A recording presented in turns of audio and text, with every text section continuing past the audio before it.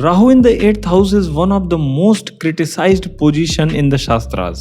8th house के राहु को शास्त्रों में सबसे बुरा बताया गया है। मतलब पूरी कुंडली में अगर सबसे बुरा राहु कहीं पे भी होता है तो 8th हाउस में। देखिए इसकी कई वजहें हैं। अगर आप काल पुरुष की कुंडली बनाएंगे तो 8th हाउस में वृश्चिक राशि आएगी, क्योंकि 1 नंबर से काल पुरुष का चार्ट चालू होता है तो 8वें घर में स्वाभाविक तौर पे 8 नंबर आएगा और 8वां नंबर वृश्चिक राशि होती है और वहां पर राहु नीच का हो जाता है। तो कुल मिलाकर 8th हाउस में राहु नेचुरली नीच का महसूस करता है, इसलिए यहाँ पर राहु को ज्यादा ही नेगेटिव रिजल्ट्स देते हुए देखा गया है। It makes the person very secretive, so it is good for secretive work. अब 8th हाउस जो है वो सारी छिपी हुई चीजें दिखाता है। सारे सीक्रेट्स जो होते हैं वो 8th हाउस में ही होते हैं। तो अगर राहु जैसा प्लेनेट जो कि खुद इतना सीक्रेटिव है अगर वहां पर बैठ जाएगा तो उस हाउस की उस क्वालिटीज को और ज्यादा इनहेंस करेगा।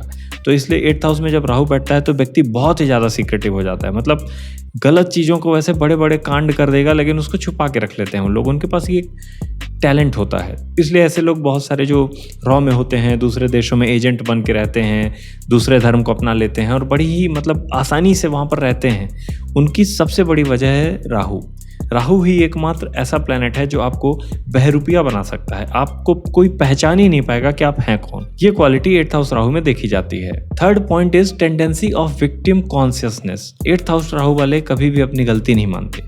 उनकी हमेशा कोशिश रहती है कि वो दूसरे की गलती बता के खुद बच लें और खुद ऐसे बन जाएं, अनजान बन जाएं कि उनको कुछ पता ही नहीं है। तो 8th हाउस राहु की ये बहुत ही बड़ी नेगेटिव क्वालिटी है, क्योंकि वो लोग कई बार अपनी गलतियों को ना अपनाने के चक्कर में बहुत सारे और झूठ बोल देते हैं, बहुत सारी और गलतियां कर देते हैं। तो इनके पास खुद को विक्टिमाइज करने का बहुत ही शानदार अस्त्र होता है और ये तुरंत उसको निकाल के जो है आपके सामने रख देंगे। अब गलती आपकी हो गई, ये तो साइड हो लिए, अब आप देख लो। Fourth point is hard core researcher. देखिए अगर किसी के राहु 8th हाउस में है ना तो 8th हाउस में खोज आती है, रिसर्च आती है। और राहु भी रिसर्च का प्लेनेट है। उसको भी अगर कुछ उसको पता चल गया तो उसके बारे में सोचता रहेगा, कुछ ना कुछ उसके बारे में खोजबीन करता रहेगा, ढूंढता रहेगा। तो जब 8th हाउस में राहु जाता है तो रिसर्च की क्वालिटी की व्यक्ति को इन्हेंस कर देता है। बहुत ज़्यादा व्यक्ति हर चीज़ में उसको खोजने की एक प्रकार की प्रवृत्ति हो जाती है उसके अंदर। कुछ भी उसको बात पता चलेगी तो उसकी तह तक जाना चाहेगा। और करियर में भी इन लोगों को ऐसे ही फील्ड चुनने चाहिए जहाँ पर रिसर्च शामिल हो। बहुत ही अच्छा करेंगे, बहुत ही कमाल का काम करेंगे, क्योंकि इनको रिसर्च करने में बहुत मजा आता है।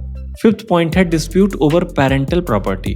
देखिए 8th हाउस से हम पैतृक संपत्ति भी देखते हैं। तो जब यहाँ पर राहु देव आकर बैठ गए तो ऑब्वियसली क्या ही होने वाला है, जब भी आप पैतृक संपत्ति की बात करोगे फैमिली से तो डिस्प्यूट होंगे, झगड़े होंगे। बिना झगड़े के आपको अपनी पेरेंटल प्रॉपर्टी नहीं मिल सकती। और राहु झगड़े से भी ज़्यादा चीटिंग दिखाता है, तो मतलब कहीं ना कहीं आपके साथ चीटिंग होने के भी चांसेस बहुत ज़्यादा बढ़ जाते हैं। हाँ, अब अगर उसमें जुपिटर के एस्पेक्ट है और आपके साथ चीटिंग नहीं हुई तो यू आर ब्लेस्ड, क्योंकि गुरु की दृष्टि में अमृत होता है। और अगर गुरुदेव कहीं भी देख लेते हैं राहु के ऊपर, खासकर राहु केतु के ऊपर उनकी दृष्टि पड़ जाए तो फिर व्यक्ति ब्लेस्ड माना जाता है। तो अगर आपके 8th हाउस में राहु की दृष्टि आ गई है तो फिर आप बच गए हैं। अदरवाइज देखिए जनरली तो लोगों को धोखा मिलता है। 6th point is 8th house Rahu gives chronic and sexual diseases. अब देखिए 8th हाउस जो है वो हमारे निज दोषों का होता है। मतलब पिछले जन्म में जो हमने बुरे कर्म किए थे उनके जो रिजल्ट आ रहे हैं वो 8th हाउस में दिखते हैं। तो अगर 8th हाउस राहु आपके हैं मतलब आपके पिछले जन्म में निज दोष, आपके खुद के द्वारा किए गए बुरे कर्म बहुत ज्यादा थे, इसलिए आपको 8th हाउस में राहु मिले हैं। तो देखिए 8th हाउस राहु के कारण व्यक्ति को क्रॉनिक डिजीज होती है, उसको सेक्सुअल डिसीजेस भी हो सकती हैं, क्योंकि 8th हाउस एक्सक्रीटा को रिप्रेजेंट करता है। तो वहां से रिलेटेड आपको कुछ ना कुछ समस्याएं हो सकती हैं। Next point is problem with in loss. अब देखिए 8th हाउस ऑब्वियसली हमारा ससुराल भाव होता है, तो वहां पर अगर राहु देव बैठ गए तो वो डिस्प्यूट्स, चीटिंग, ये सारी चीजें इन लॉस के द्वारा लेकर आते हैं।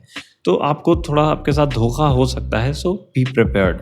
और वही बात मैं फिर दोहरा रहा हूँ कि अगर जुपिटर का एस्पेक्ट है या किसी भी शुभ प्लैनेट का एस्पेक्ट है तो फिर आप डायरेक्टली मत जज कर लीजिएगा कि आपके साथ डिस्प्यूट ही होगा, आपके साथ धोखा ही होगा, बिकॉज शुभ प्लैनेट्स जो हैं वो राहु को अच्छे रास्ते दिखाने की कोशिश करते हैं। तो इसलिए फिर जो है नेगेटिव इम्पैक्ट थोड़ा कम हो जाता है। Next point is the person dies after suffering from various diseases for years. अब देखिए 8th हाउस में ही आता है कि हमारी मृत्यु कैसे होगी, कोई भी व्यक्ति अपने एंड तक कैसे जाएगा। तो यहाँ पर अगर राहु देव बैठ जाएं तो डेफिनेटली उसकी रास्ते में कई सारे ब्रेकर्स आएंगे। वो जो एंड टाइम में उसको कई सारी बीमारियां हो जाएंगी और उसके बाद उसको काफ़ी लंबे समय तक उनसे टैकल करना पड़ेगा। जैसे कि मैंने पहले भी बताया कि क्रोनिक डिसीजेस राहु देते ही देते हैं। तो फिर आपको थोड़ा सा आपके जो एंड टर्म की लाइफ होती है उसमें थोड़ा आपको स्ट्रगल करना पड़ेगा। खास करके बीमारियों को लेके आपको थोड़ा सा कई सारी टाइप्स की बीमारियां हो जाएंगी और आपको उन सबको झेलना पड़ेगा। Next point is it is good for spiritual practices if expected bye Jupiter. अब ये बात मैंने कई बार आपको बता दी कि अगर जुपिटर का एस्पेक्ट है तो राहु फिर कहीं ना कहीं गुड रिजल्ट्स देने के लिए मजबूर हो जाता है। तो अगर 8th हाउस में राहु है और उसमें जुपिटर का एस्पेक्ट आ गया तो 8th हाउस में स्पिरिचुअलिटी भी आती है, तो आपको कहीं ना कहीं स्पिरिचुअलिटी की तरफ ले जाएंगे, खुद के बारे में आप खोज करने लगेंगे, अपनी लाइफ का रियल मतलब समझने लगेंगे। आपकी जो रिसर्च की डायरेक्शन है वो खुद की ओर हो जाएगी, ना कि बाहर की ओर रहेगी। तो यह आपकी लाइफ में बहुत ही अच्छी स्पिरिचुअल जर्नी ला सकता है अगर आपके 8th हाउस राहु में जुपिटर का एस्पेक्ट हो। और यहाँ पर अगर राहु में जुपिटर का एस्पेक्ट है तो यह कुंडलिनी जागरण के लिए भी बहुत अच्छा होता है।